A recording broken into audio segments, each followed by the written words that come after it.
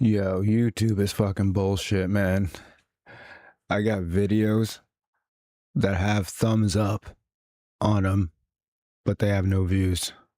So if somebody watched the video, thumbs up the video, but the video has 0 views. Get the fuck out of here. Like, seriously. And then people like, your channel sucks, bro. Yeah, why don't you talk about something different? I'm like, well, if I can't even get the views from people that are viewing the fucking channel, just shut the fuck up.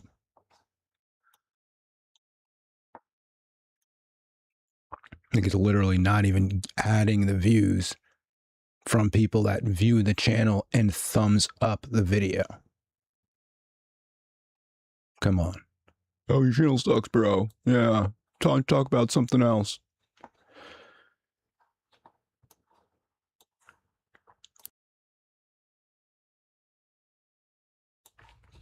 No, I'm not going to talk about something else. All right. So we're going to look at Trump's new, I mean, it's not a policy or anything. It's just a tweet so far. But this is what he's saying that he wants to do. He's saying that he wants to basically...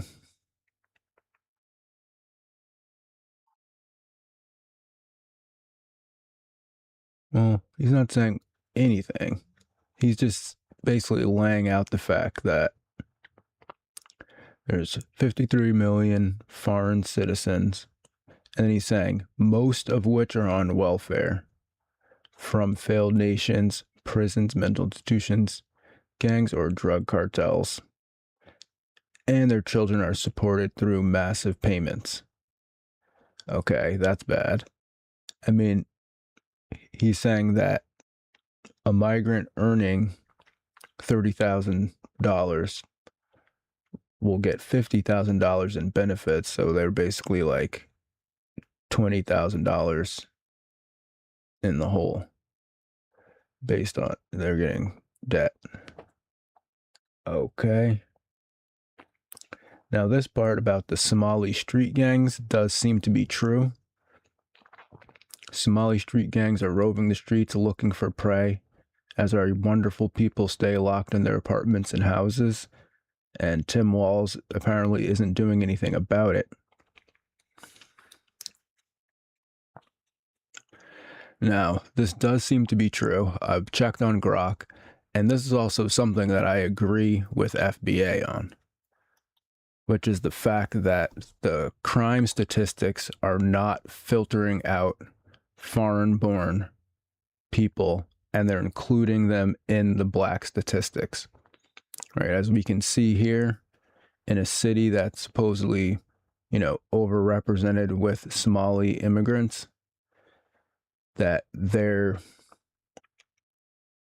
being counted in the statistics as black. Like, see, immigrants, including Somalis, are 60% less likely to be incarcerated than U.S. born, right?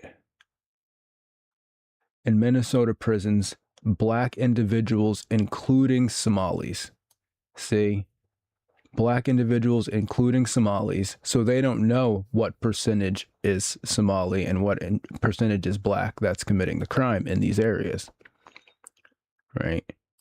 No Somali specific breakdown, right?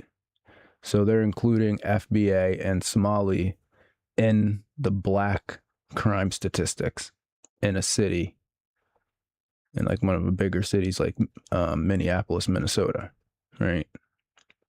Again, it says, Somali youth gangs in Minneapolis linked to auto theft, shootings, and robbery, but no quantified rates. Anecdotal reports, meaning people that actually can tell the difference between a Somali and a black person, right? Reports suggest overrepresentation in juvenile offenses in high Somali areas, which would make complete sense. If most of the people that live in these areas are Somali, then that would be who's committing the crime, right? And then they're saying black Minnesotans are overrepresented, but they don't know how many is black and how many is Somali. And then anecdotal reports. I mean, sometimes anecdotal reports aren't good, but I think in this instance, I think that anecdotal reports means people that could tell that this person has a foreign accent, or because they kind of dress different too than FBA. They have like a different dress style. And I mean, they have black skin, but Somalis really don't look like FBA. You know, they have different hair texture. All right. And they've been arrested for terrorism. FBAs are not doing terrorism. You know, I mean, they're doing gang stuff, but not like terrorism, like against the government.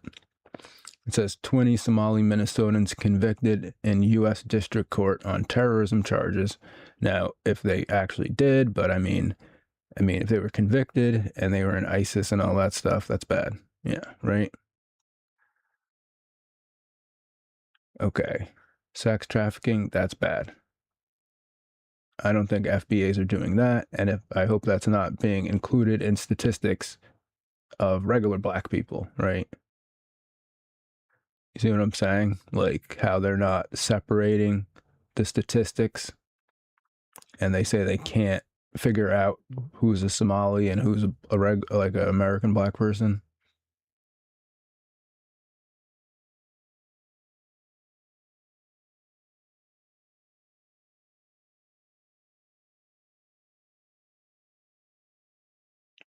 See that I agree with. When someone's saying calling someone a tether or whatever in that sense, I mean it's kind of like a racial slur or whatever, but it's funny. And it's like in this instance, yeah, I mean don't include foreign-born people just because they have black skin, and then say that that's part of black crime.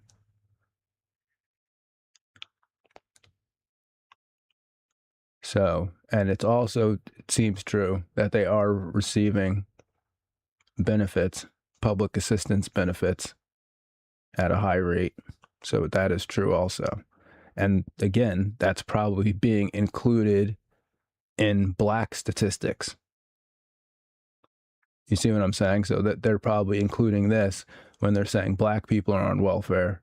They also mean Somalis, but then they're not separating it. And then that's increasing the percentage ratio that's considered black that are on welfare. Because there's like a big city and they're in several big cities and they have like a huge population in those cities. And then they're committing crime.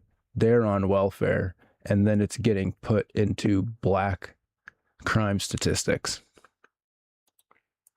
Like you can see, we already went over this, but we'll just look one more time just to like clarify.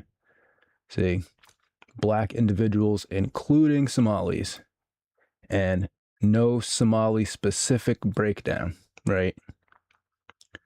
And then again, people are saying that the robberies in areas where it's high Somali, but they can't say for sure if it's Somali or a black guy, right? They're like, well, it could be a black guy, it could be a Somali, you know, come on. And then they're including that in the black crime statistics. I really hope they're not including this stuff in black crime statistics.